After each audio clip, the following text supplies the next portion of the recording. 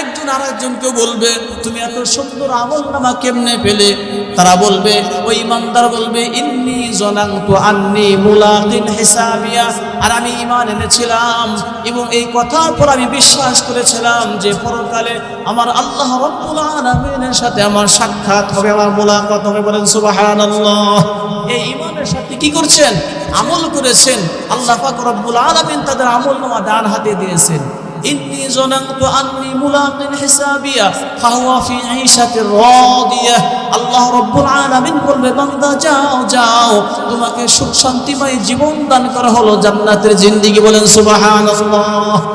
আল্লাহ রাব্বুল আলামিন বলেন, ইয়া আইয়ুহান নাসু তাকু রাব্বাকুম ইন্না যালজালাতাস সাআতি শাইউন আযীম।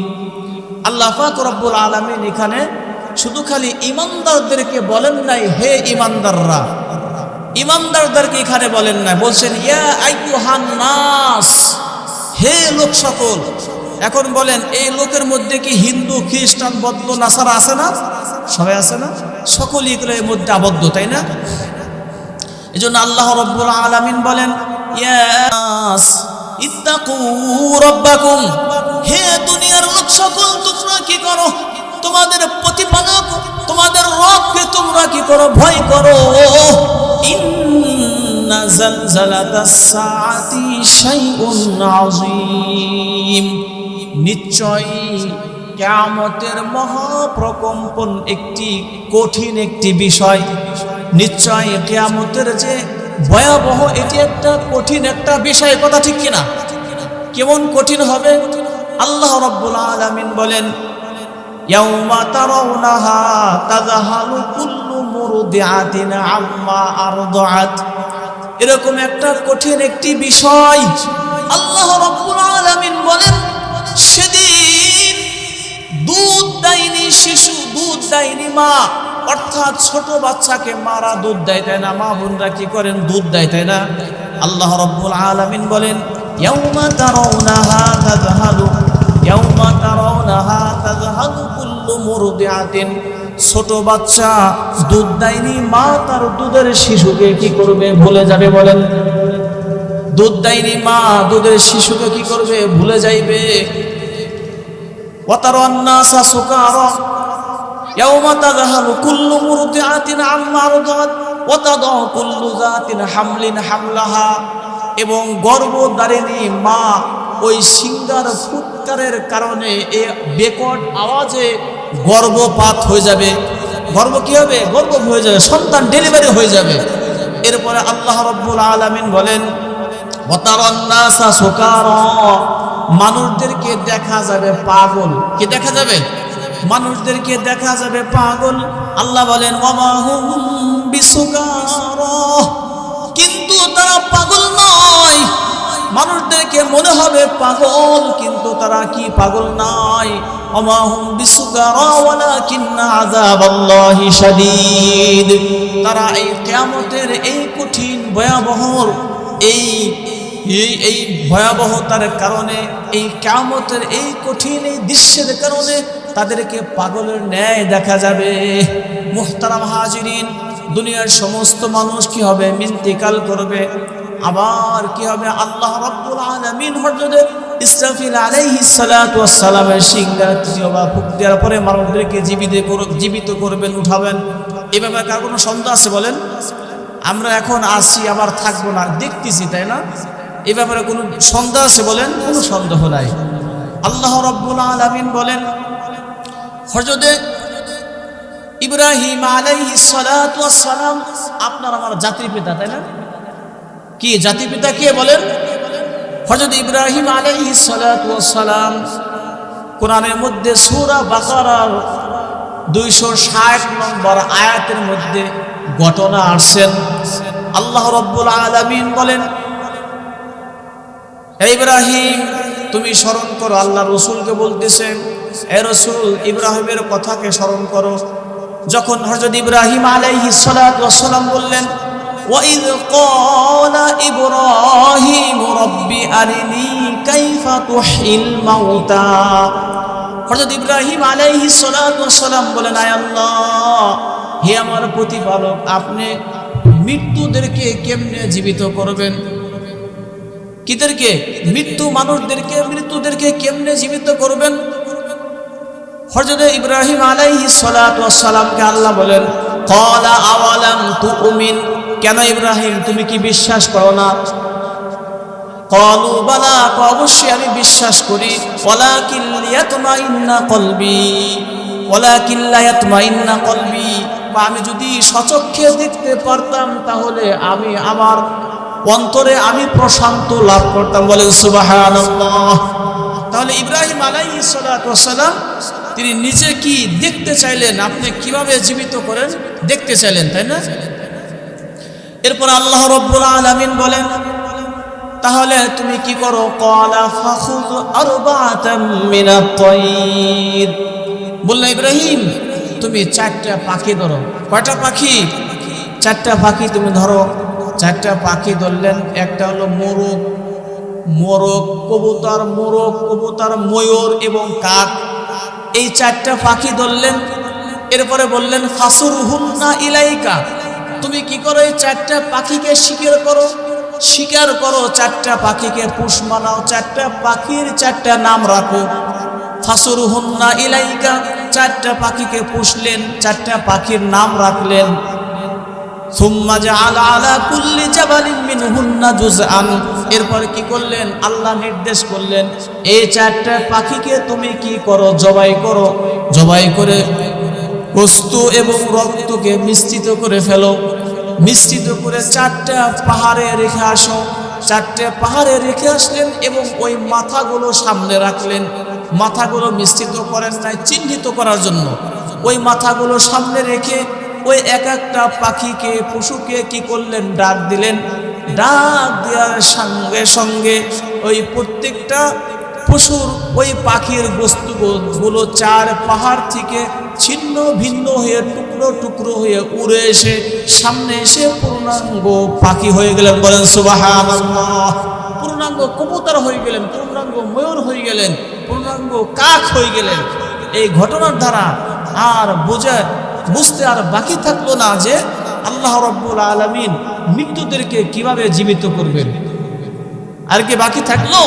মুহতারাম হাজিরিন, আল্লাহ রাব্বুল আলামিন বলেন, কাইফা তাকফুরুনা বিল্লাহ, তোমরা কি করে আমি আল্লাহ তাআলার সাথে কুফরি করো, আমি আল্লাহ তাআলাকে অস্বীকার করো। কারণ তুমি ছিলে, কাইফা তাকফুরুনা বিল্লাহি ওয়া কুনতুম আমওয়াতা, তুমি ছিলাম মৃত্যু। এই বলেন আমরা কি ছিলাম বলেন তো? আমরা ছিলাম মৃত্যু। কাইফা তাকফুরুনা বিল্লাহি ওয়া কুনতুম আমওয়াতা, আমাদের কোনো জীবন ছিল না, আমরা ছিলাম মৃত্যু, আমাদের কোনো অস্তিত্বই ছিল না। ওয়া কুনতুম আমওয়াতান সুম্মা ইউমীতুকুম সুম্মা ইউহয়ীকুম, এই মৃত্যু থেকে আল্লাহ তাআলা আমাদেরকে জীবন দান করলেন। এই জীবন দেওয়ার পরে আবার আল্লাহ তাআলা কি করবেন? মৃত্যু দিয়ে দিবেন। মৃত্যু দেওয়ার পরে সুম্মা ইলাইহি তুরজাউন, আবার আল্লাহ রাব্বুল আলামিন আপনাকে আমাকে হাসরের ময়দানে উঠাইবেন। এই কথার মধ্যে, কোরআনের এই আয়াতের মধ্যে কারো কি অবিশ্বাস আছে? কারো কি এরকম সন্দেহ হয় যে ওঠা লাগবে না? ওঠা লাগবে। মুহতারাম হাজিরিন, যারা সন্দেহ করেন, যারা কোরআনের আয়াতের ব্যাপারে যারা সন্দেহ করেন, তাদের প্রশ্নের জবাব আল্লাহ তাআলা কোরআনের মধ্যে দিয়েছেন। আল্লাহ রাব্বুল আলামিন বলেন, যারা সন্দেহ করে যে হাসরের ময়দানে আল্লাহ তাআলা কেমনে উঠাইবেন, আল্লাহ রাব্বুল আলামিন বলেন, আইযা মিতনা ওয়া কুন্না তুরাবাও ওয়া ইযামান আইন্না লামাবউসুন। সূরা ওয়াকিয়ার মধ্যে আল্লাহ রাব্বুল আলামিন বলেন, আরে যারা বলো মানুষ তো মরে পচে গলে মাটির সাথে মিশে যায়, আবার পুনরায় কিভাবে আল্লাহ তাআলা তাদেরকে জীবিত করবে, তারা যেন সূরা বনী ইসরাঈলের ওই আয়াতকে স্মরণ করে।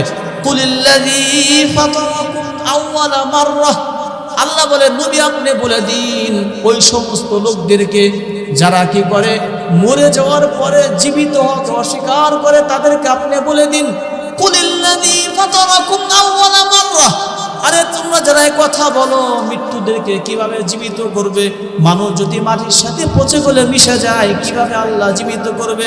আল্লাহ বলেন তোমাকে বানানোর আগে আল্লাহ তাআলার কাছে কোনো নকশা ছিল?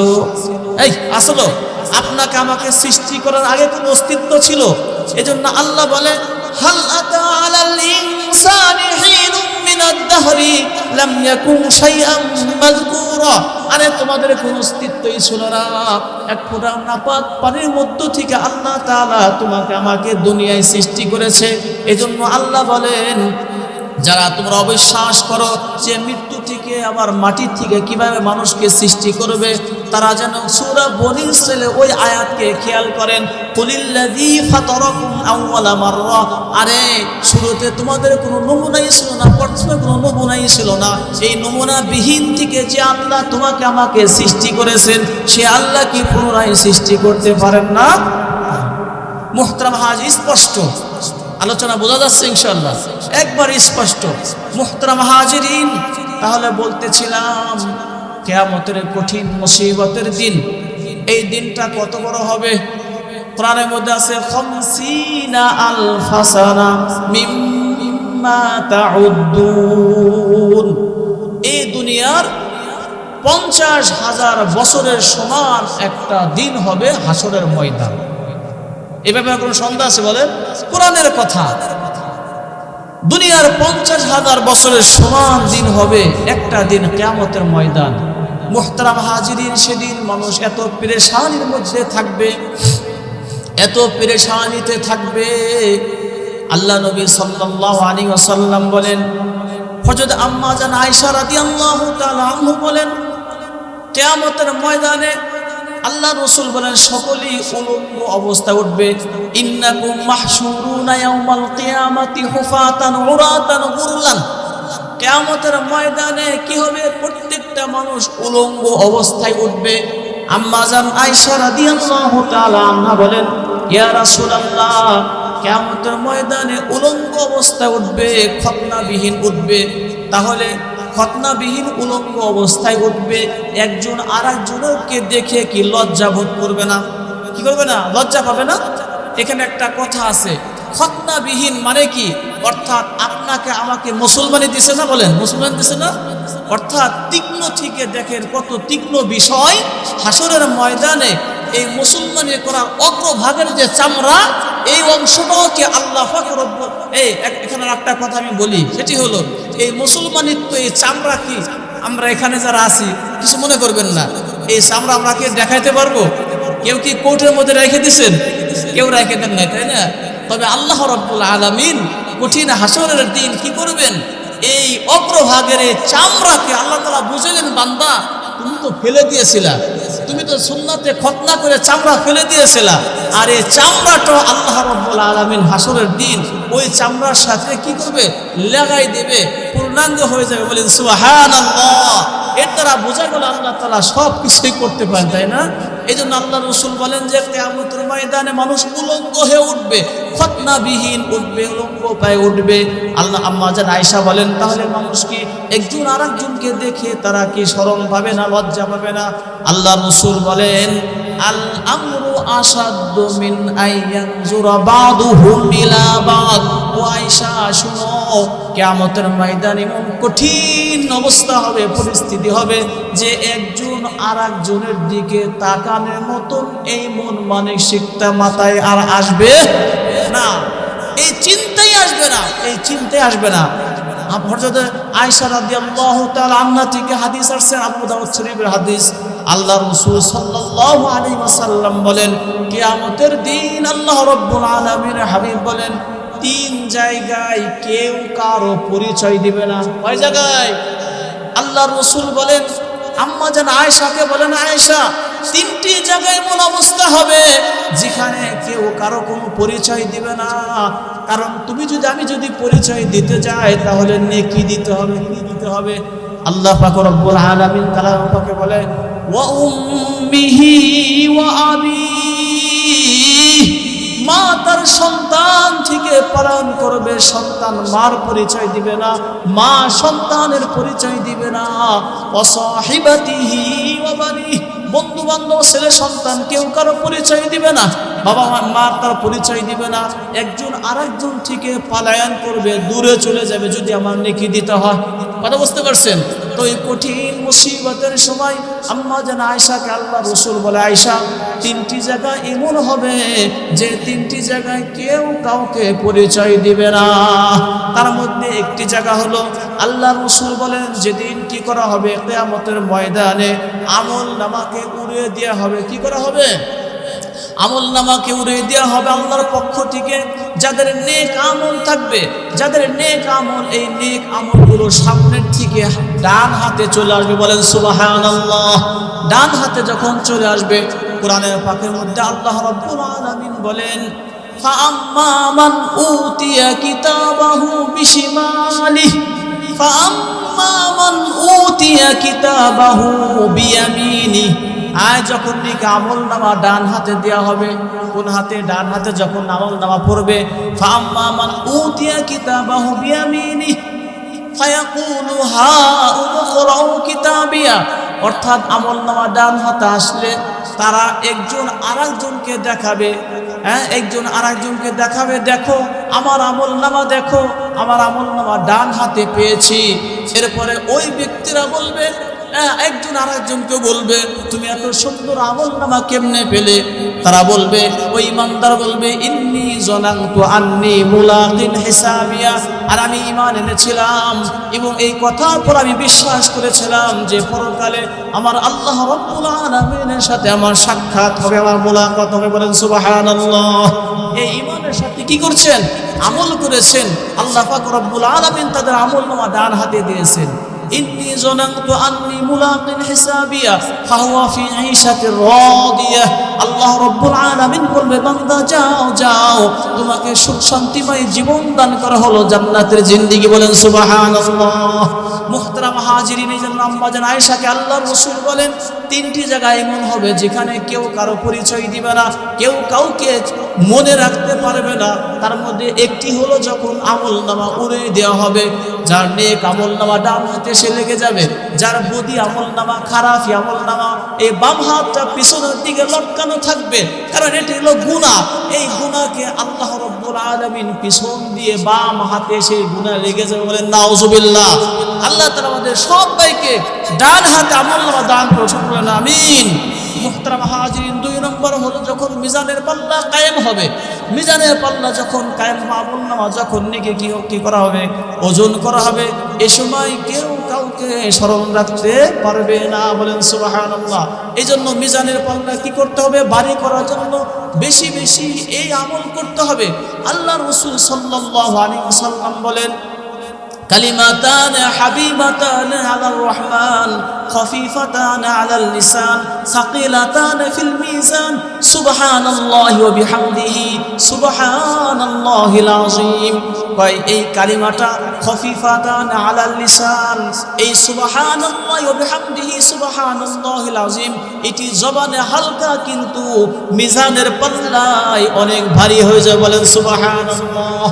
3 নম্বর হলো যখন মানুষ পুলসিরাত পানি দিবে, জাহান্নামের উপর দিয়ে যাইতে হবে, 30,000 বছর রাস্তা হবে।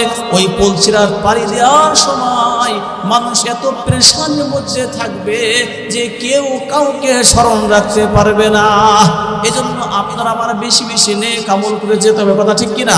মুহতারাম হাজিরিন, আমি আলোচনা প্রায় শেষের দিকে নিয়ে আসছি।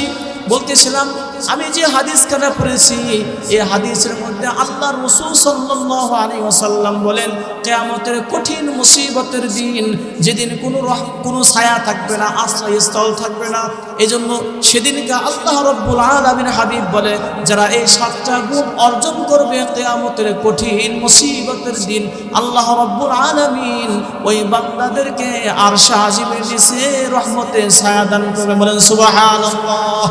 এই 7টা গুণের প্রথম গুণ হইল ইমামুল আদিলুন, অর্থাৎ ন্যায় বাদশা, ন্যায় বিচারপতি, ন্যায় রাজা, ন্যায় সম্রাট। অর্থাৎ ন্যায় কথা যদি আমি বলতে পারি, সঠিক বিচার যদি আমি করতে পারি, আমার কি রাজা হতে হবে? প্রধানমন্ত্রী হতে হবে? না। এজন্য আল্লাহ রাসূল বলেন, কুল্লুকুম রাঈন ওয়া কুল্লুকুম মাসউলুন আন রায়াতিহি। আমরা প্রত্যেকে এখানে রাজা বাদশা, কারণ আপনার অধীনস্থে কি আপনার একটা পরিবার চলছে না? ওই পরিবারের মধ্যে আপনি হয়েছেন রাজা। কথা বুঝতে পারছেন?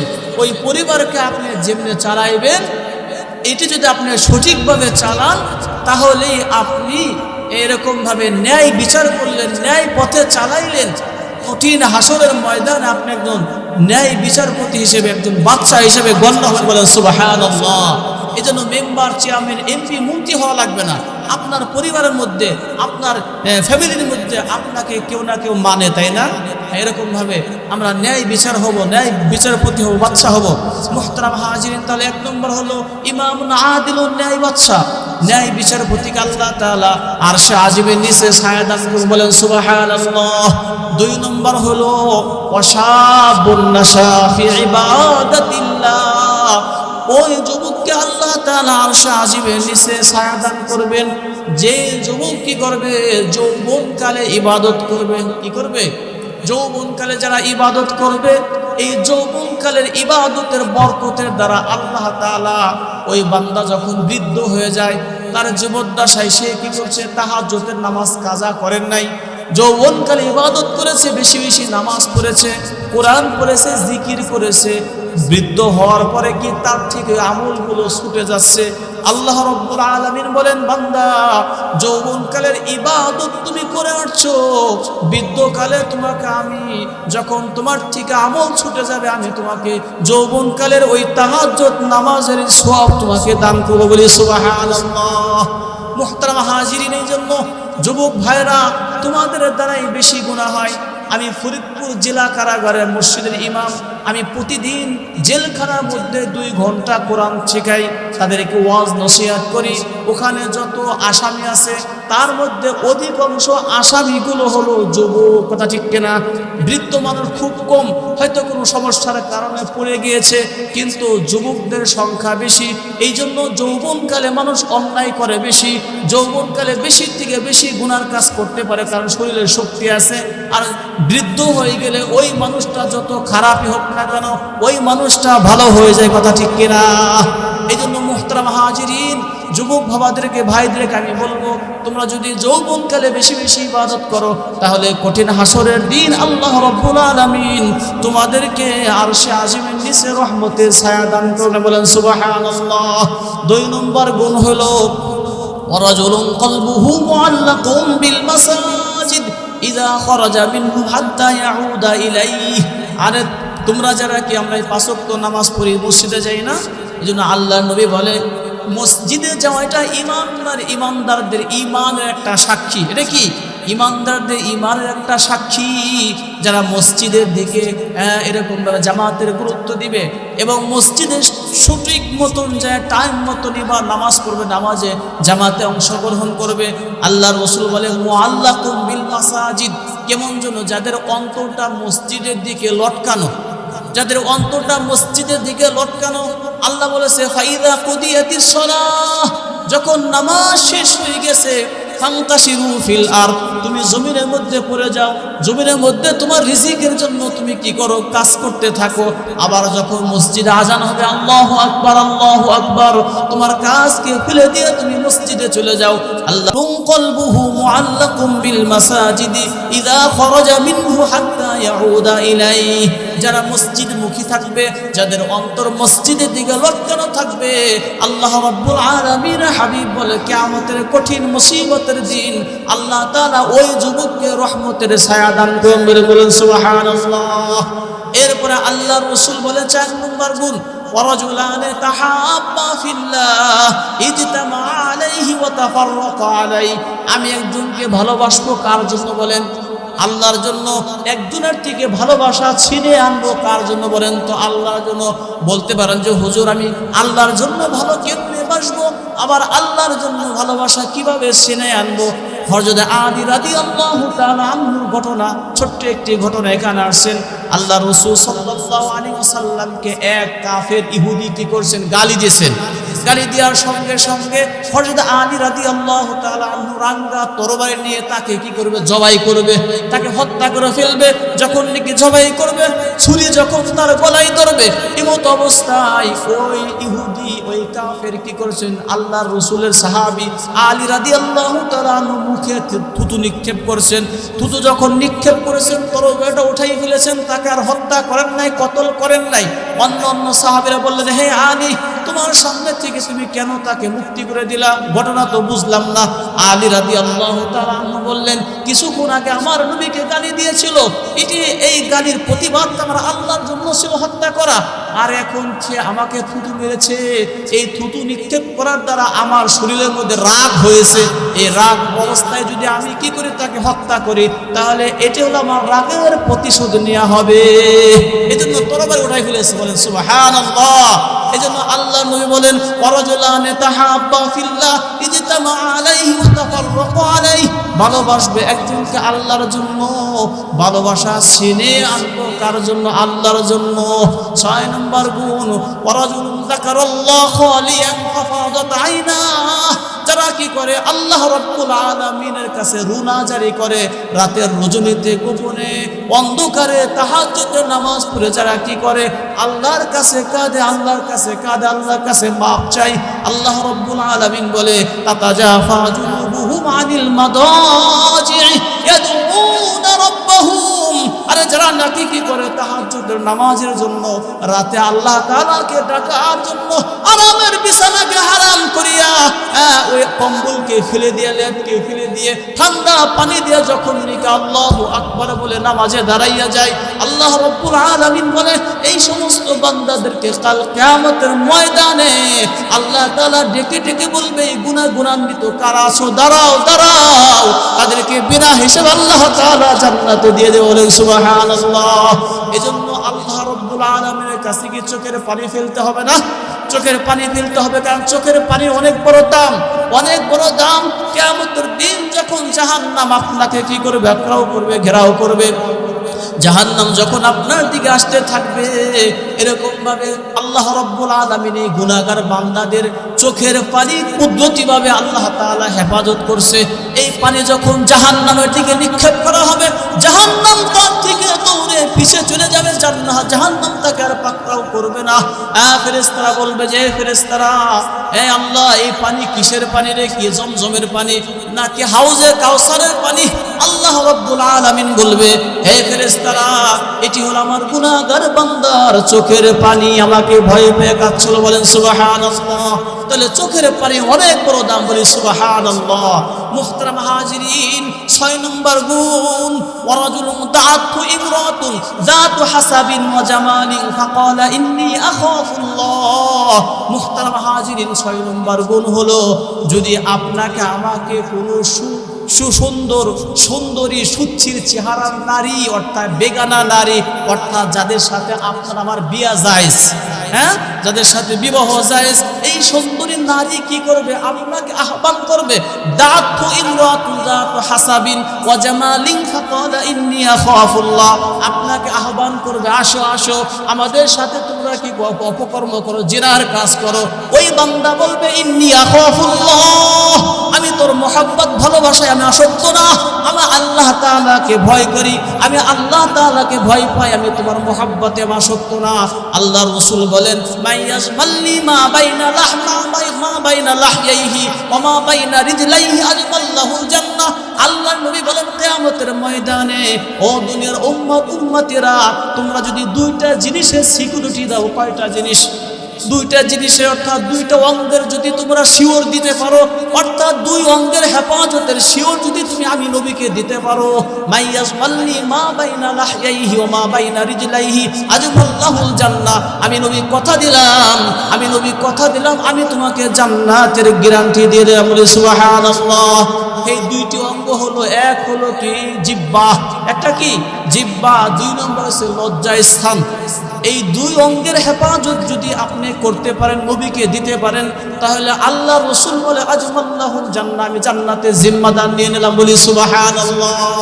7 নম্বর গুণ, ওয়ারাজুলুন তাসাদ্দাকাত বিসাদাকাতিন ফাআখফাহা হাত্তা লা তা'লামা শিমালুহু মা তুনফিকু ইয়ামিনুহু। আল্লাহর নবী বলে, বান্দা, উম্মত, তোমরা কি করবা? আল্লাহর রাস্তায় খরচ করবা, আল্লাহর রাস্তায় তোমরা দান করবা। এই যে বাইতুল জান্নাত মসজিদ, এই মসজিদে আপনাদের টাকা পয়সা দেওয়া আছে, কাজ করছে, তাই না? এই মাহফিলে আপনারা টাকায় পয়সা দিয়ে আয়োজন করছেন, এই মাহফিল আঞ্জাম দিয়েছেন। আল্লাহ রসুল বলে, আল্লাহর রাস্তায়, দিনের রাস্তায় যদি কেউ কি করে খরচ করে, দান করে, ওই দানটা এরকম গোপন ভাবে করবে যে ডান হাতে করবে, বাম হাতে যেন ওই দানের কথা না জানে। অর্থাৎ মানুষের কাছে আমি বলবো না, গোপনে গোপনে আমি আল্লাহর রাস্তায় দান করব। মুহতারাম হাজিরিন, এই 7টি গুণ যদি কোনো ইমানদার বান্দা বান্দি অর্জন করতে পারে, তাহলে কিয়ামতের কঠিন মুসিবতের দিন আল্লাহ রাব্বুল আলামিন তাদেরকে রহমতের ছায়া দান করবেন। বলেন সুবহানাল্লাহ। মুহতারাম হাজিরিন, আসলে অনেক লম্বা আলোচনা, আমাকে সময় দেওয়া হয়েছে 9টা পর্যন্ত, 2 মিনিট বাকি আছে। তো আমি যে আলোচনা করলাম, আসলে আলোচনার তো কোনো শেষ নাই। তো এর মধ্য থেকে যদি আমরা একটা কথাও যদি আমল করতে পারি, তাহলে ওই কথাটাই আপনার আমার হেদায়েতে জড়িয়ে হয়ে যাবে। তাই ইনশাআল্লাহ আপনারা দোয়া করবেন এই মাহফিল যেন কিয়ামত পর্যন্ত জারি থাকে।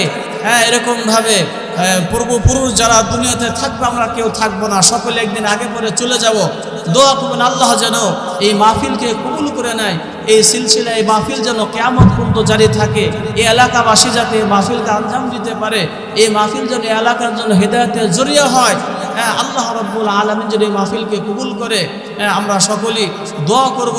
যা কিছু আলোচনা শুনলাম এবং বললাম, আমাদেরকে আল্লাহ রাব্বুল আলামিন এর মধ্যে উপকৃত কথাগুলো আমল করা তৌফিক দান করুক। সকলে বলেন আমিন। আজ আপনাদের কাছ থেকে বিদায় নিচ্ছি। আসসালামু আলাইকুম ওয়া রাহমাতুল্লাহি ওয়া বারাকাতুহু।